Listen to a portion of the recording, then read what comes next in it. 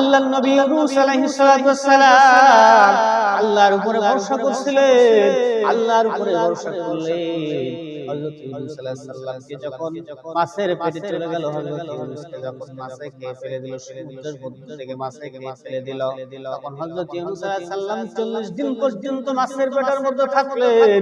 অন্ধকার হলো তিনটা, একটা হলো পানির নিচের অন্ধকার, একটা হলো রাতের অন্ধকার, আর একটা হলো মাছের পেটের ভিতরের অন্ধকার। এই তিনটা অন্ধকারের মধ্যে হযরত ইউনূস কাটাইতেছেন 40 দিন হয়ে যায়। তখন 40 দিন হয়ে যাওয়ার পরে আল্লাহর উপরে ভরসা করলেন, ওগো আল্লাহ, তুমি ছাড়া আমার কেউ নাই। তখন বুঝতে পারল আল্লাহ ছাড়া আমার কেউ নাই। তখন হযরত ইউনূস আলাইহিস সালাম আল্লাহকে ডেকে বলেন, লা ইলাহা ইল্লা আনতা সুবহানাকা ইন্নী কুনতু মিনাজ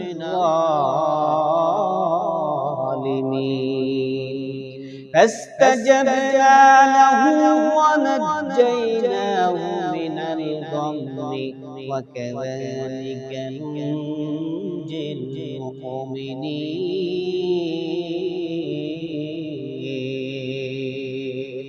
জোরে বলে আল্লাহু আকবার।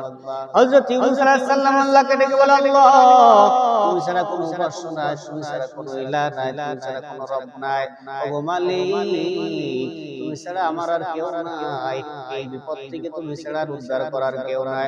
যখন হযরত ইউনূস আলাইহিস সালাতু ওয়াস সালাম আল্লাহর উপরে সমর্থ হয়ে গেলেন, আল্লাহর উপরে ভরসা করলেন, আল্লাহকে বিশ্বাস করলেন, এখন আল্লাহ রাব্বুল আলামিন বলে, এই সমস্ত ঈমানদারদের জন্য, এই সমস্ত এইভাবে যারা আমার উপর ভরসা করে, আমি রব্বুল আলামিন তাদেরকে এইভাবে বাঁচায়া থাকি।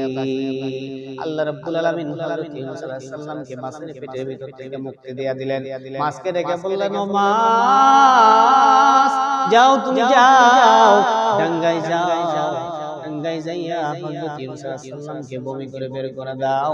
হযরত ইউনূস আলাইহিস সালামকে আল্লাহ রাব্বুল আলামিন ওই মাছের অর্ডার পাইয়া মাছ হযরত ইউনূস আলাইহিস সালামকে আস্ত তাজা মানুষ জমিনের উপর বের করে দিয়েছে। এই জন্য আল্লাহর উপরে যদি ভরসা করা যায়, আল্লাহর উপরে ভরসা করার মতো যদি করা যায়, আল্লাহ রাব্বুল আলামিন এই ভরসার উপরে আমাদের প্রতিদান দিয়ে থাকে, ঠিক কিনা বলে? এইভাবে করে যে সমস্ত নবী আলাইহিস সালামরা নবীগণ আল্লাহর উপরে ভরসা করছে, আল্লাহ রাব্বুল আলামিন মেহেরবান দয়াময় আল্লাহ তাদের ভরসার উপরে তাদেরকে প্রতিদান দিয়েছেন। হযরত আইয়ুব আলাইহিস সালামের শরীরের মধ্যে রোগ ছিল। কয় বছর ছিল বলেন?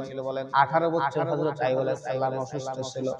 হযরত আইয়ুব আলাইহিস সালাম 18 বছর অসুস্থ থাকার পরে সমস্ত শরীরের মধ্যে পোকা লেগে গেল, কোনো জায়গা বাকি থাকলো না, একমাত্র জিহ্বাটা বাকি ছিল। যখন জিহ্বার মধ্যে আল্লাহ রাব্বুল আলামিন পোকা লাগায় দিলেন, তখন হযরত আইয়ুব ডাক দিলেন, আল্লাহ,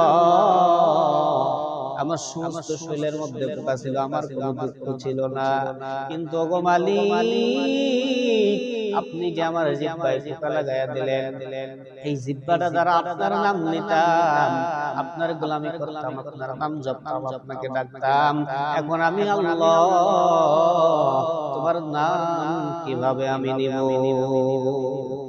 এই কথা যখন হযরত আইয়ুব আলাইহিস সালাম বললেন, আল্লাহর কাছে 18 বছর পরে দরখাস্ত করলেন হযরত আইয়ুব আলাইহিস সালাম, ওয়া আইয়ুব নাদা রাব্বাহু আন্নী মাসানি আদ-দুরু ওয়া আনতা আরহামুর রাহিমিন।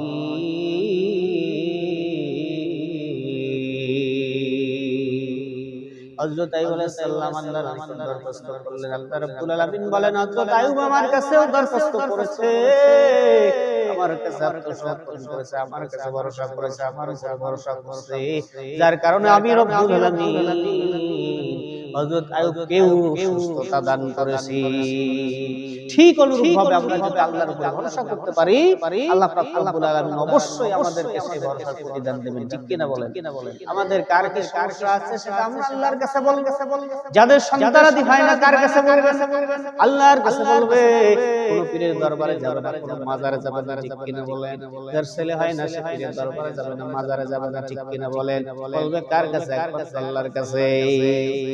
কিন্তু বর্তমান সময় আমাদের মুসলমান ভাইরা, মুসলমান মা বোনেরা অনেকে আছে তারা পীরের দরবারে দৌড়ায়, তারা মাজারে দৌড়ায়, আছে না নাই? কিন্তু কোন মানুষের কি সন্তান দেওয়ার ক্ষমতা আছে নাকি? বিপদ থেকে কোন মানুষের উদ্ধার করার ক্ষমতা আছে নাকি?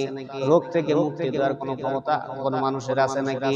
যে কোনো সমস্যা থেকে, যে কোনো পেরেশানি থেকে, কোন সমস্যা থেকে উদ্ধার করার ক্ষমতা কোন মানুষের আছে নাকি? একমাত্র ক্ষমতা কার বলে? একমাত্র আল্লাহ রাব্বুল আলামিনের ক্ষমতা। ইন্নাল্লাহা আলা কুল্লি শাইইন قدير